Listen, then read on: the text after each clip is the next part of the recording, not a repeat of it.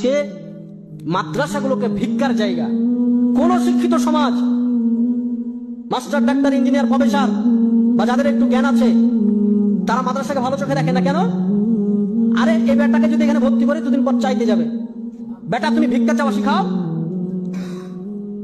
মাদ্রাসাতে এই যে জালসা সিজন, এখন ছোট ছোট বাচ্চাগুলোকে 1 মাস আগে থেকে তো ক্লাস নাই, বাড়ি বাড়ি চাল চাইতে পাঠাচ্ছে, যাও জালসা হবে, খানা হবে। তাই ছোট ছোট বাচ্চাদেরকে যাও বাড়ি বাড়ি চাল চেয়ে নিয়ে এসো।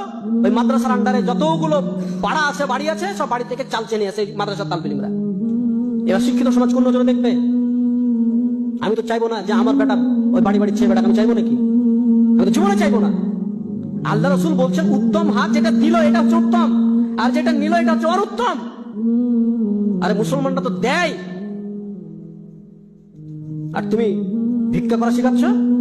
এত বড় বড় কলেজ, ইউনিভার্সিটি চলছে পাবলিক, কাউকে দেখেছেন যে উন্নতি গল্পে জালসা করেছে? কেউ কেউ করেছে? আপনি বলেন যে আমরা চালাতে পারছি না, তোমরা ভিক্ষা দাও, বলেছে?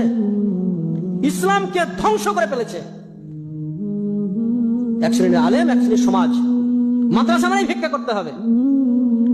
তোমার বেটা পড়বে, তোমাকে পয়সা দিয়ে তোমাকে পড়াতে হবে। আর একটা টেন্ডেন্সি যে মাদ্রাসায় পড়ালে হয়তো কিছু টাকা পয়সা লাগে না, মানুষের ভিক্ষা দিয়ে চলে। এই টেন্ডেন্সি আপনাকে উড়াতে হবে। তোমার সন্তান মাদ্রাসায় পড়বে, তোমাকে টাকা দিয়ে পড়াতে হবে। যে তোমার সন্তান তোমাকে খরচ করে, তুমি ভিক্ষা করে তোমার সন্তানকে পড়াও।